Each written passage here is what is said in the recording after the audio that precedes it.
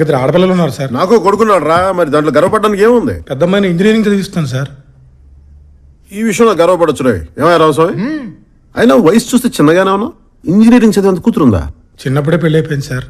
పిల్లల్ని కూడా ఓ ఉద్యమంలో వెంటనే కనేసుంటాడు సార్. గన్ పౌడర్ కొట్టేశాడా లేదా దాని గురించి అడగండి సార్ ముందు. రేషన్ షాప్ లో దొరకదు కదా, అందుకే కొట్టేస్తుంటాడు. నీ పేరేంటన్నావు?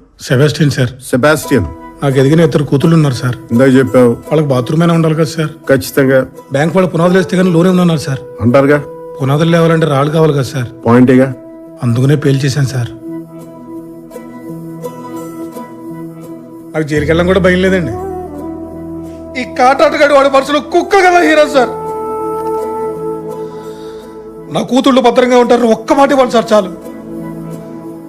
ఇప్పుడే లోపలికి చుట్టారు సార్. నేను వీళ్ళెవరిని నమ్మను సార్.